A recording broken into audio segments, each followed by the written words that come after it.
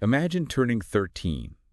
You're celebrating with your family, everything's great, Yeah. and then, poof, you vanish. Gone. That's what happened to Madeline Soto. In Florida. Yeah. Just days after her birthday. This case, it grabbed everyone's attention, you know? Yeah, and we're going to really get into it today, like all the twists, all the turns. There are a lot of them, trust me. And this one really sticks with you. What gets me, is how fast it all went down. Yeah.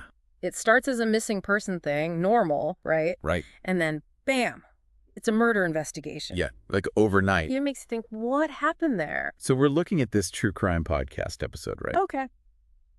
And they really go deep. Good. They got interviews, they got those police statements, the whole timeline. You got to pay attention to those early interviews. Oh, totally. Yeah. Those first talks, you can find some really telling stuff. For sure. Little things slip out. Like take Madeline's mom, right? Yeah. When she's talking about that morning, when Stephen, her boyfriend, supposedly dropped Madeline at school. Yeah. What about it? Well, she uses we and he kind of mixed up. Interesting. And Stephen, he's right there in the background the whole interview. Lurking. Yeah. So you got to wonder who was really there that morning. Right. What were they each doing? Like, was Madeline's mom, was she being, I don't know, pressured? Yeah, maybe. It's something to think about. For sure. And then there's this whole living in the woods thing. Oh, yeah, that popped up during the investigation, right? Right. And the timing. Suspicious. Very suspicious. Like right when everyone's looking at Stephen. Exactly. Come on, a 13-year-old girl suddenly wants to be all off the grid. Especially in Florida. Alligators, Yeah, it's not exactly a safe place to rough it. It feels like they're trying to set up an alibi. Like a story they made up ahead of time, Yeah.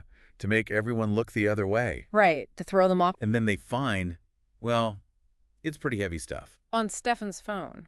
Yeah, that explicit material. It changes the whole game. It was a bombshell. The affidavit says there's all this sexually explicit stuff on his phone. Okay.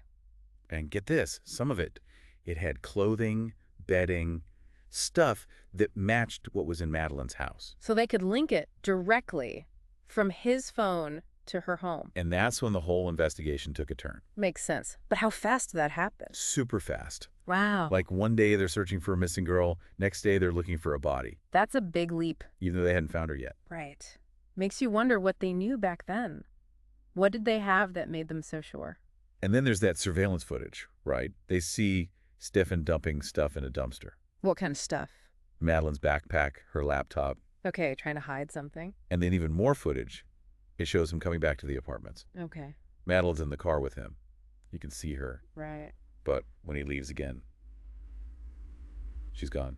So she was probably gone. Man. Yeah. And what happened in that little bit of time, Chilling to think about it. It is. And then there's Stephen on camera. That interview, remember? Oh, yeah. Trying to act all upset, pleading for Madeline to come back. It's so disturbing to watch. It gives me those Chris Watts vibes, On his porch, pretending to be worried when the whole time. It's like, how can you fake it like that? It's scary how disconnected they are from their actions. Big red flag. And what happened after that press It conference? was like hours later, right? They find Madeline's body. Right.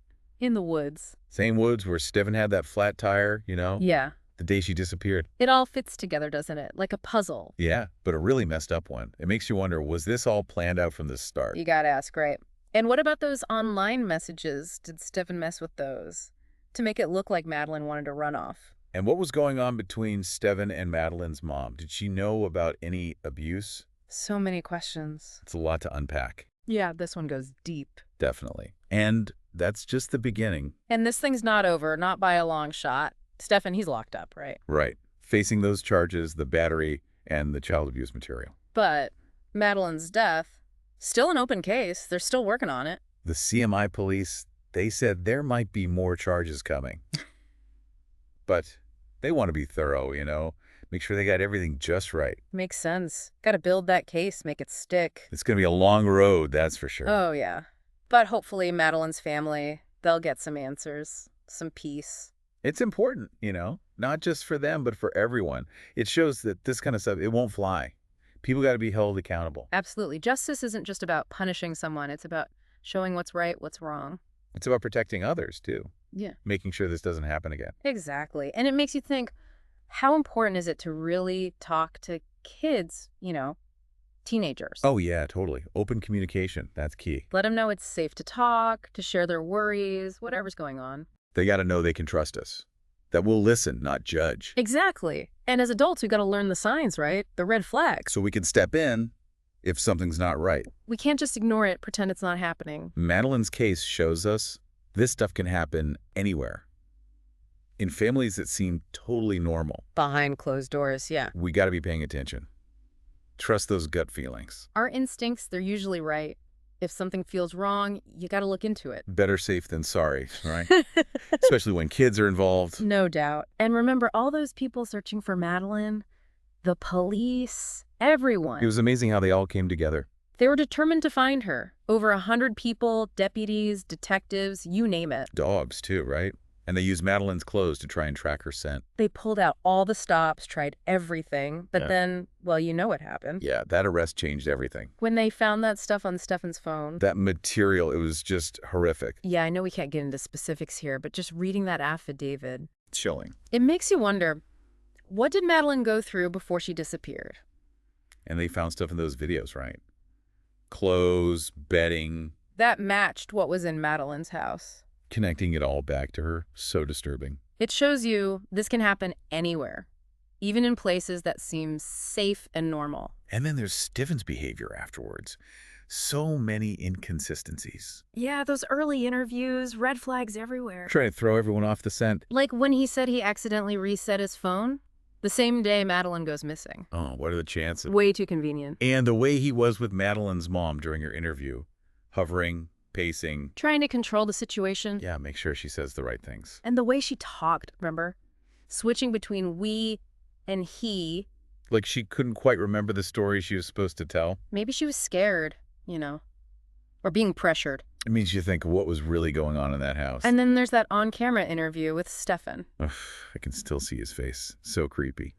Fake tears, fake sniffles, the whole performance. So calculated. Like Chris Watts all over again. Exactly. How do they do it, Act like that when they've done such horrible things. It's scary. Shows a real lack of empathy, No conscience. And that whole living in the woods story, maybe that was part of his plan from the beginning. Right when suspicion falls on him, that story pops up. Did he make her send those messages? Tell her what to say. We may never know for sure, but the timing, it's just too suspicious. Even if those messages were real, using them to cover his tracks, it's disgusting. Exploiting a child like that, it's just wrong. This whole case, it really shows how important it is to be vigilant. To watch out for the kids in our lives. We can't just sit back and do nothing. We have to be proactive, protect them. If you see something that seems wrong, speak up. Don't be afraid to get involved. It could save a child's life. It's tough to face, but kids need us to be aware, No more looking the other way. We have to step up, all of us. And Madeline's case, it's not closed. Stefan's in jail waiting for his trial, but But the investigation's still going, yeah. they're still piecing it all together. The CMI police, they say there might be even more charges. Wow. But they're taking their time. They want to make absolutely sure they get him. Yeah, build that ironclad case. Exactly. It'll be a long wait, but hopefully Madeline's family. They'll get justice. Justice for her, for everyone. It shows this kind of evil, we won't stand for it. It sets an example. Yeah. Protects other kids. Absolutely. And it makes you think, about those search efforts. All those people right after Madeline disappeared. It was incredible. Everyone coming together like... More than 100 people giving it their all. Deputies, detectives, everyone. They had dogs too, right? Yeah. And they even used Madeline's clothes to try and pick up her scent. They really tried everything. They did. But then, things took that dark turn. When they arrested Stefan, yeah. And found all that material. Awful spot. I know we can't get into it here, but it chills you to the bone what they found on his phone. Thinking about what Madeline might have gone through. And they could link it all back to her, too. They saw stuff in those videos, clothes, bedding. Matching what was in her house. It makes you sick thinking it could happen in a place that seems so normal. And then there's that question that keeps coming back to me. How did they go from missing person to we're looking for a body so fast? Right. It was like days. Before they even found her. They must have had something big, some piece of evidence they weren't telling everyone yet. It could have been. Maybe something in that surveillance footage, something they didn't release, or some kind of forensics, something that proved she was Yeah. gone. And what about those first interviews? Madeline's mom, she kept mixing up we and he when she talked about Stephen. Yeah, and he's right there in the background, looming over her. It's like, did they get their story straight?